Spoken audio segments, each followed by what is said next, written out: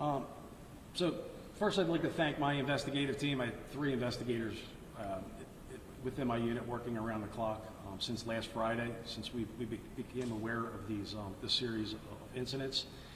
So this occurred over a relatively short time span from approximately 5:01, 5:02. This was on the early morning hours of August 12th, Wednesday, August 12th. And it culminated with the suspect entering the Suburban station at 5:35 a.m. So again, going back to the beginning, 5:01, 5:02 a.m., that's when he approaches, at least to the best of our knowledge, the first person. And this is going to be at the intersection of 10th and Chestnut. So let me see if that is what's going to be playing here.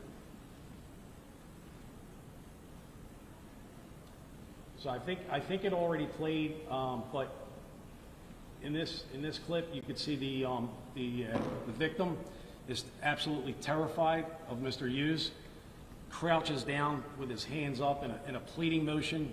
Again, this individual has not stepped forward yet, so we don't know exactly what was said. Here it is.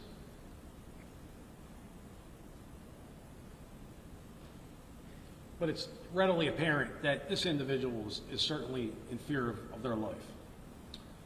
So then Mr. Hughes proceeds to make his way down Chestnut Street, harassing additional people around 11th and Chestnut, 12th and Chestnut, and he's in the 1300 block of Chestnut. And by our best estimate, he approximately attempts to harass and engage in this type of behavior with 15 to 16 individuals. And it's going to culminate with this incident that you see to my right.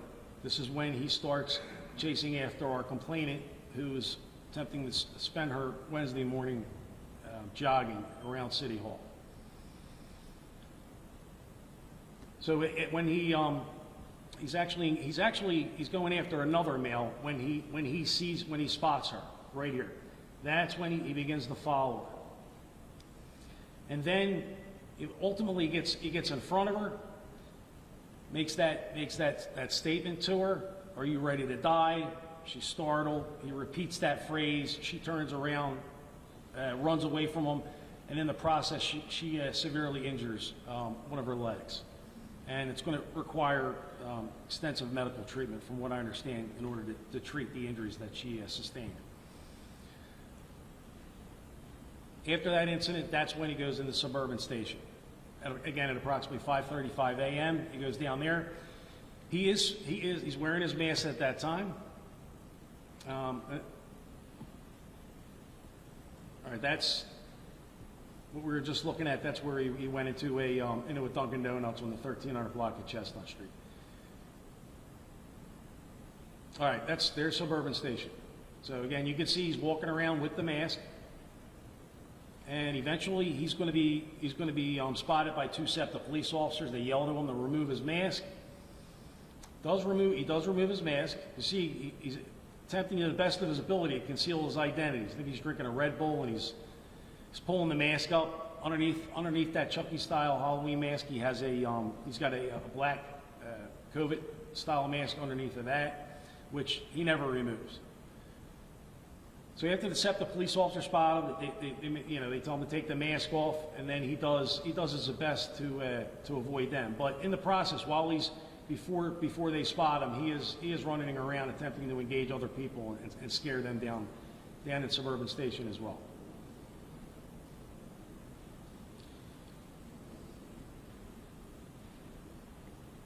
So there he is, and you're going to see the SEPTA police officers, I believe, come into frame shortly after this.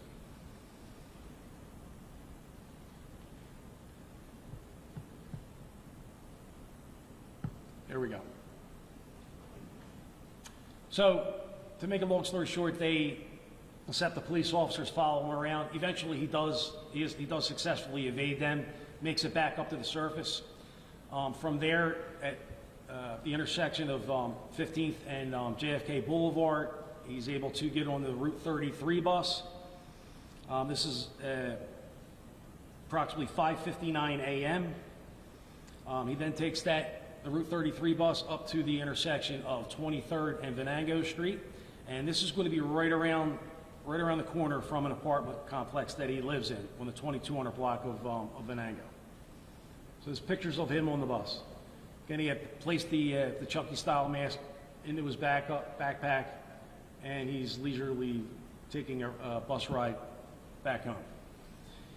So once he gets off the bus, makes his way, we follow him into the apartment complex, and subsequently we recovered video from that apartment complex, which is going to show him leaving that apartment complex. He's going to be coming down the elevator approximately 2:15 a.m. on the morning of the 12th.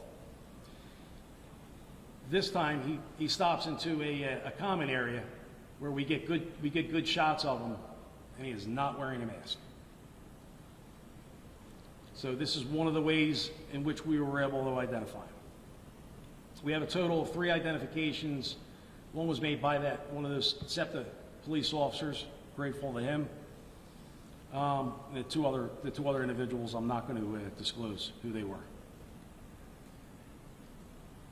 So once he comes down that elevator, 2:15 a.m., at approximately 2:20 a.m., he leaves that location, and he's observed getting onto the Route 33 bus and taking that into Center City. So I guess at this point in time, I can open it up to questions. What kind of charges